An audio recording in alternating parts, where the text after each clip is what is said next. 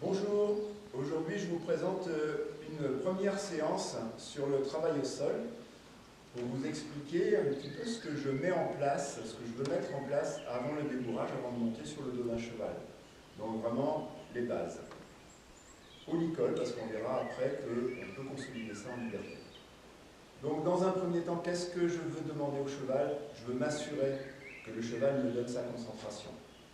Ce qu'on appelle très souvent aussi la connexion. Mais c'est l'intérêt que va me porter le cheval. Dans le même temps, je vais vérifier que mon cheval est désensibilisé au stick, qu'il n'a pas peur de mon stick, parce que c'est un outil que je vais utiliser pour me faire comprendre. C'est la baguette du chef d'orchestre, donc on vérifie que le cheval n'a pas peur de ses gestes brusques.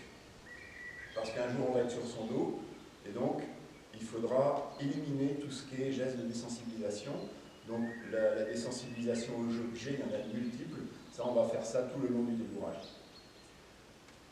Une fois que je me suis aperçu que j'ai la concentration, alors je vais vous montrer comment je fais au départ sur un cheval. Là, vous avez une jument d'école qui est dressée, qui sait faire déjà. Donc on verra plus tard avec un cheval qui ne sait pas faire.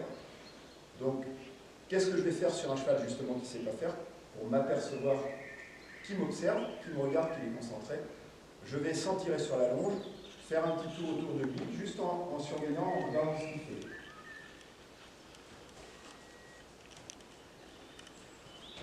Voilà. Donc là, vous voyez, évidemment, elle sait faire. Bon, c'est une vieille jument, elle n'est pas super concentrée, mais elle me regarde, elle me suit, donc il n'y a aucun problème.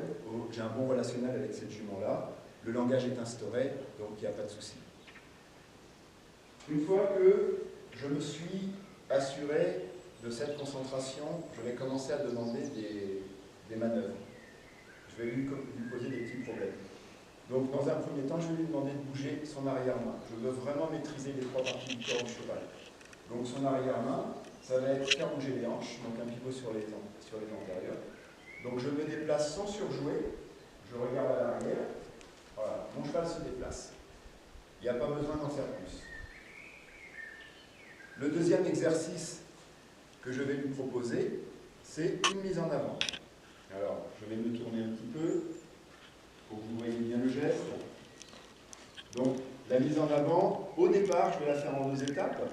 Donc, je vais lui demander juste, en me décalant, de me rejoindre. Là, le cheval vient vers moi, il me rejoint, donc il a envie d'être avec moi, il me regarde, donc là, il n'y a pas de problème. Et ensuite, je vais pouvoir partir. Sur cette base-là, je vais pouvoir partir avec lui. Je m'arrête, je vérifie que j'ai bien mes immobilités. L'immobilité, c'est vraiment très important.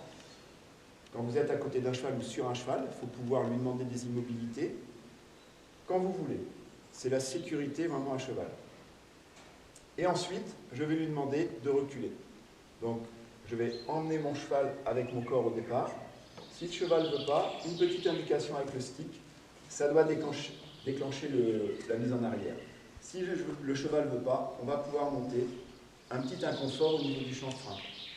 Pas trop au niveau du poitrail, j'ai vu souvent des gens faire ça.